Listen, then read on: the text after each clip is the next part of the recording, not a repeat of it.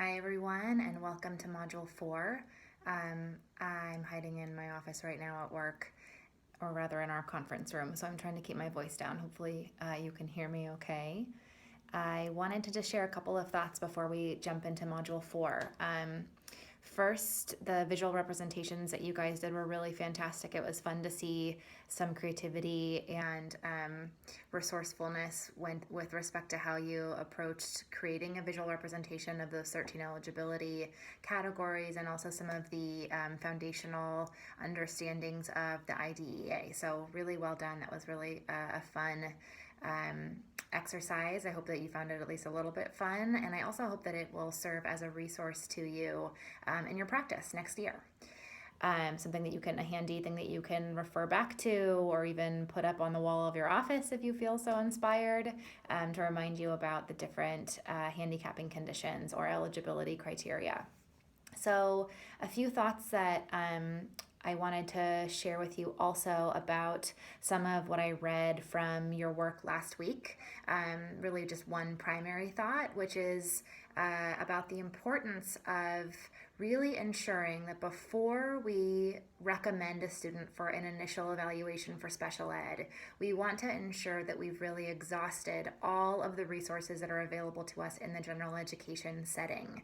And we typically do that through the SST process, or that student study team process, where we convene a group of individuals who have knowledge about the student, the teacher, the parents. Sometimes we bring in specialists, and we come up with what's a more informal plan. It's called an SST plan, and when you get to your school site, you'll probably see this.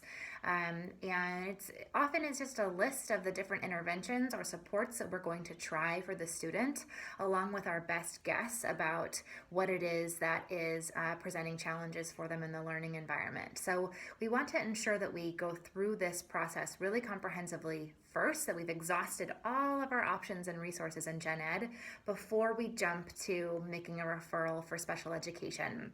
There is a phenomenon often with newer special ed teachers to be a little bit trigger happy when it comes to those referrals, and you really want to ensure that you are seeing how the student responds to the supports that you can provide in collaboration with the classroom teacher. Really, it's the classroom teacher's job to be doing that as part of their role, and you want to see how the student is responding to those supports prior to looking at whether they would qualify under one of those 13 handicapping conditions. Okay, a little bit about this week. So we're going to be learning about the LRE mandate, the least restrictive environment mandate that's part of the IDEA. It raises some really interesting questions, especially for those of us who are in the charter world, and you'll unpack that in this module. The primary component or primary theme in this module is about relationships. In special ed and in teaching and in general, relationships are a fundamental component of the work. We're going to be talking about two different kinds of relationships in this module: your relationships with classroom teachers and also your relationships with parents.